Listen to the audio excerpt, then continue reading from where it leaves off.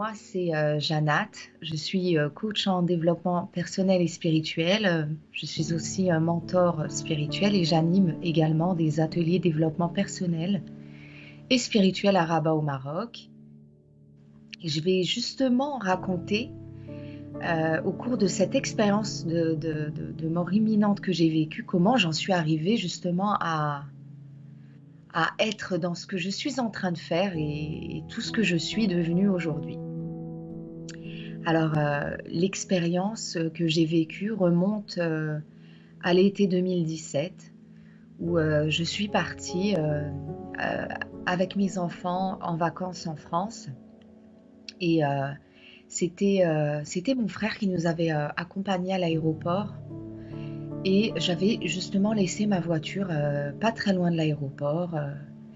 Et voilà, donc on a commencé des super vacances.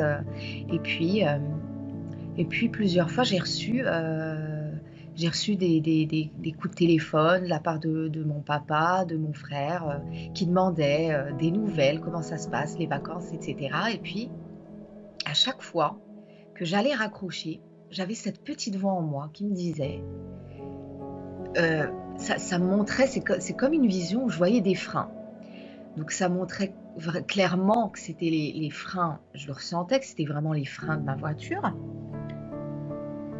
Mais à chaque fois que j'allais couper avec mon frère, je lui disais tout se passe bien, etc. Et puis je n'osais pas lui demander de faire une petite révision de ma voiture. On ne sait jamais de regarder parce que ça revenait à chaque fois. Donc je me disais peut-être qu'il faudrait que je demande, etc. Et puis j'avais aussi mon père qui m'appelait, qui demandait nos nouvelles, etc. Et puis j'avais aussi je sais pas, cette envie de demander.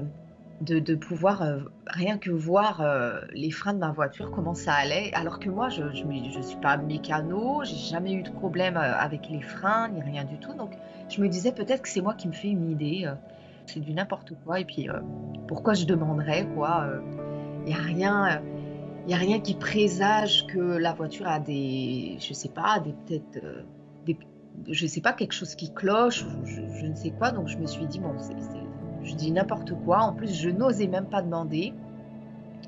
À cette époque-là, j'osais très peu demander des choses, des services, etc. Donc, je me disais n'importe quoi. C'est ma tête qui me fait, je sais pas, imaginer des choses. Donc, les vacances se passent super bien.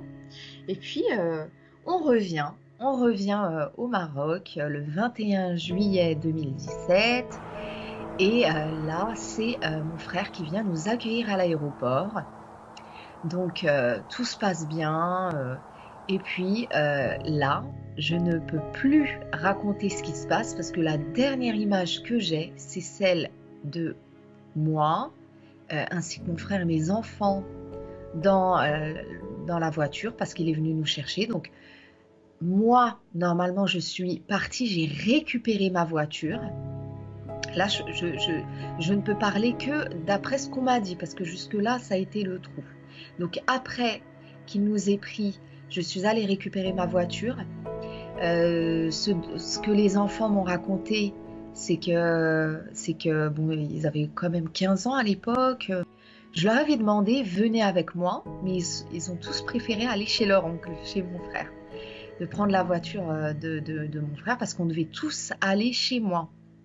Donc il devait seulement prendre les bagages, il devait nous raccompagner jusqu'à la maison.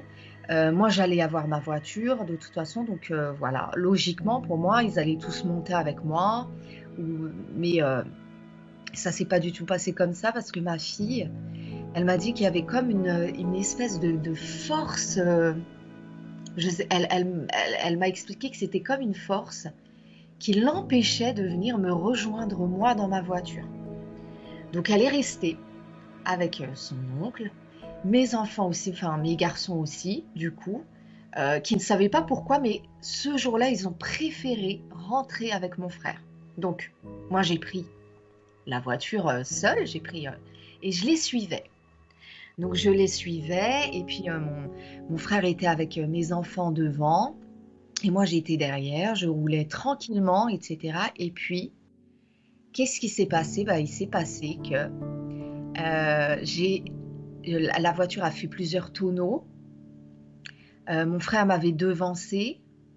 Elle a fait plusieurs tonneaux et il a dû faire demi-tour. Qu'est-ce qui s'est passé entre-temps? Eh bien, la voiture a fait, comme je l'ai dit, a tournoyé. Elle a fait des saltos. et j'ai dû perdre connaissance parce que, voilà, on a vu ça par la suite. J'ai eu un traumatisme crânien, etc. Mais ce que je tiens à raconter par ce témoignage, c'est vraiment que durant cet accident qui a duré quelques secondes, pour moi, il a duré une éternité. Pourquoi? Il a duré une éternité parce que j'étais dans un plan différent de celui dans lequel je suis là pendant que je suis en train de parler. J'étais dans un plan où le temps n'existait plus. Donc, pour moi, j'ai quitté cette terre. Je ne sais pas ce qui s'est passé. Peut-être que j'ai fait... j'ai dû m'évanouir ou je ne sais ce qui s'est passé. Mais j'étais entourée de deux immenses lumières, ainsi qu'une lumière au milieu, et j'ai reconnu ma maman. Je l'ai reconnue vibratoirement, donc elle était décédée déjà depuis 25 ans à cette époque-là. Et le temps a disparu, tout simplement. Pendant que la voiture tournait, je me voyais à l'intérieur de la voiture. Je sentais ces présences qui étaient pleines d'amour. C'était pour quelqu'un qui aurait vu les images en face, pour quelqu'un, parce qu'il y a eu beaucoup de badauds, il y a des gens qui ont été témoins, pour eux c'est l'horreur. C'est une vraie horreur, c'est une catastrophe qui est en train de se passer. Mais pendant que c'était en train de se passer, moi, je le vivais vraiment autrement. Le temps avait disparu.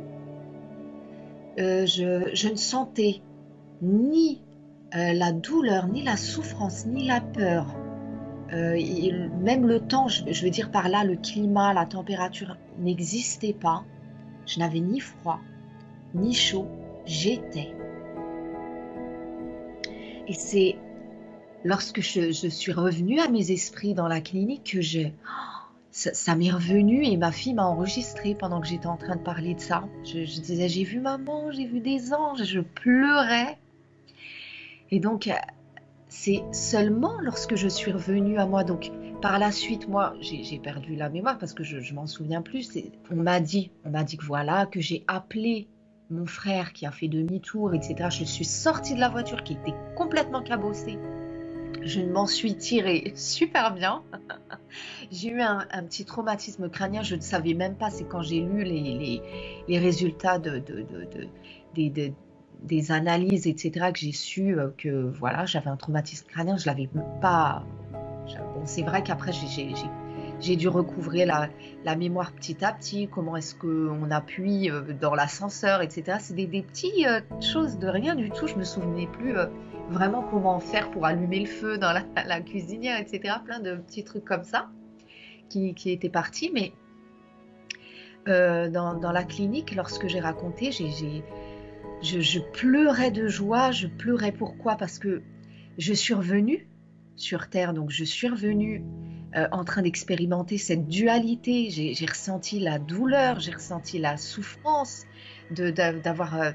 j'ai eu peur d'avoir perdu mes enfants, parce que comme j'ai perdu la mémoire, je croyais qu'ils étaient avec moi dans la voiture. Maintenant, je peux en parler. C'est de l'amour pur que j'ai vécu.